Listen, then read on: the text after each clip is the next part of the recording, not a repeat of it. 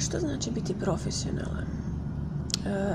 Na meetupu koji smo održali prošli tjedan složili smo se, to je jedan fluidan pojam. U stvari, svatko ga interpretira na svoj način. I profesionalnost u stvari vrlo je tražena kvaliteta danas, ali rijetki ga pokazuju. Da, recimo, jedno obilježje uz profesionalnost koje je još jako važno, to je empatija. Gary Vaynerchuk, jedan svjetski poznati, znači ne samo govornik ili u stvari poduzetnik, kaže da se empatija ipak može pronaći u poslodavaca, u što jako sumnjam. Današnja mala prezentacija što znači biti profesionalan, to pitanje pokušat ćemo odgovoriti na to pitanje, naravno uz pomoć nekoliko sugestija od strane gostiju koje sam imala prošli tjedan. A sad, sama riječ profesionalan u stvari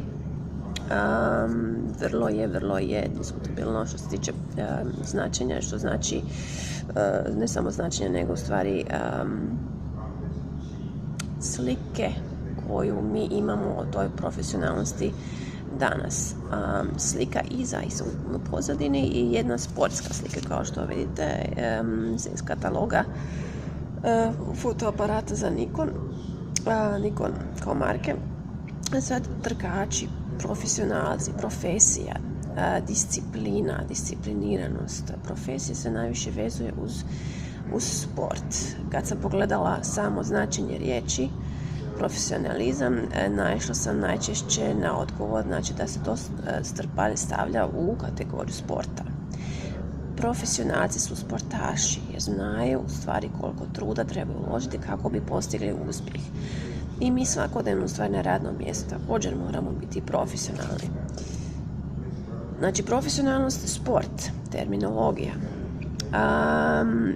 Mi smo se usredotočili na kvalitetu u stvari i pokušali smo saznati koje su to karakteristike koje rese profesionalne ljude, znači kakvi moramo biti ako želimo biti profesionalni. Budući da nas je bilo troje, napomenula sam da stavimo 3 pridjeva, znači svaki jedan pridjev koji odgovara značenju pojma.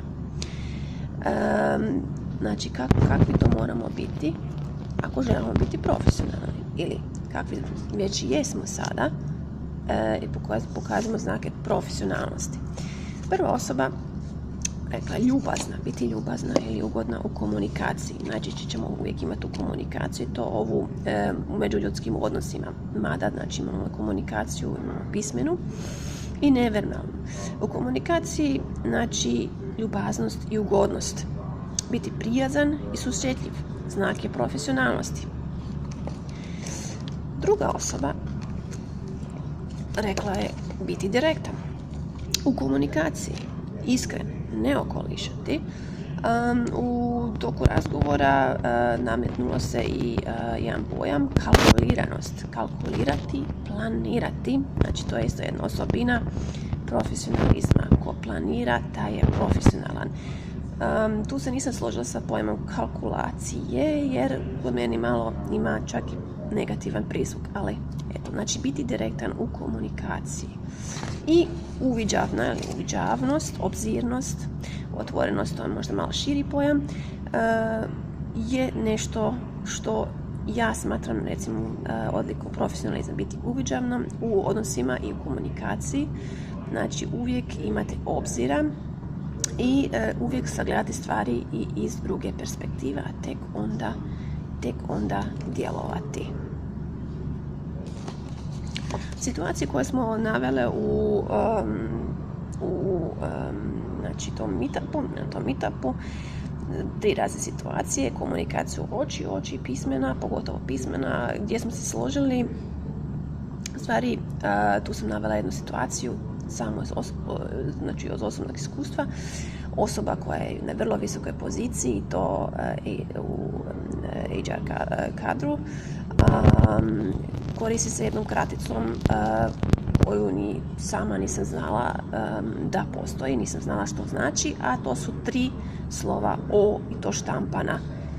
Sad, znate li vi što znači to su ta 3 slova O? Znači, u pismenoj komunikaciji i jedna osoba koju treba resti profesionalnost koristi 3 slova O i to u automatskom odgovoru, znači kada je osoba odsutna i kada je se recimo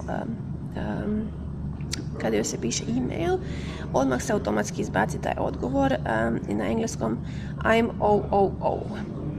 I to dolazi do osobe, znači, koja je na visokoj poziciji. To za mene, sad ne znam kako za vas, nije nešto što bi išlo pod kategoriju profesionalizma ili biti profesionalan. Znači, u pismenoj komunikaciji moramo biti egzaktni, moramo biti, znači, i ovdje isto uviđani, ne znamo koga imamo s druge strane, i koristiti terminologiju koju i drugi shvaćaju. Komunikacija u oči, u tu jednu situaciju ušla je jedna krizna situacija, znači u konfliktnim situacijama, znači situacije koje dovode do konflikta. Mi bismo trebali u stvari biti što skuliraniji ili zadržati mir, jer profesionalna osoba je koja je opet uviđavna, da, i direktna, da, iskrena, pogotovo iskrena, ali koja ne gubi svoj mir i pokušava postići jedan konsenzus, u stvari, znači postići nešto, znači da obje strane budu na neki način na dobitku. Ako to nije moguće, ipak onda ne izgubiti moralni neki kompas, etički kompas, nego dovesti sve do jednog mirnog razrješenja, to je cijelu situaciju. U mailovima, to sam sad napomenula, taj OOO, znači out of office, odsutan iz ureda, koje svakako ne bi stavila, znači koje je neprofesionalno obilježje. I treći, sitni znaci pažnje koje sam tu navela, kako biti i ostati profesionalan, sitni znaci pažnje koje svakodnevno radimo na radnom mjestu.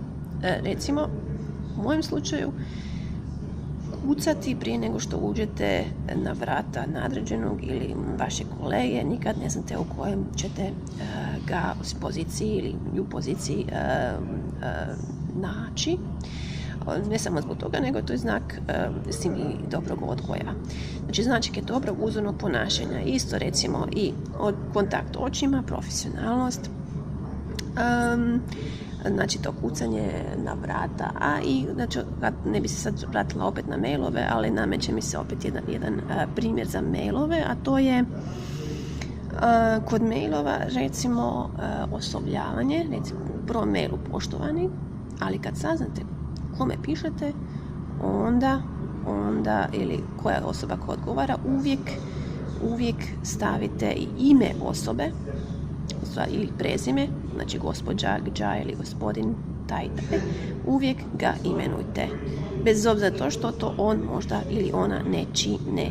Budite i drugačiji u tome, a isto također uvijek se i napominjaju na engleskom ovaj go to an extra mile, u stvari uvijek se potrudite dati i više nego što je očekivano. To je isto naznaka profesionalnosti. Znači, sve u svemu, tema što znači biti profesionalan, ili ovo pitanje svakako je jedno pitanje na koje bi mogli utrošiti i više vremena, ali ovo je jedna kratka prezentacija i nadam se da sam ukazala na neke teme, neka područja o kojima bismo mogli i sljedeći put razgovarati na jednom od sljedećih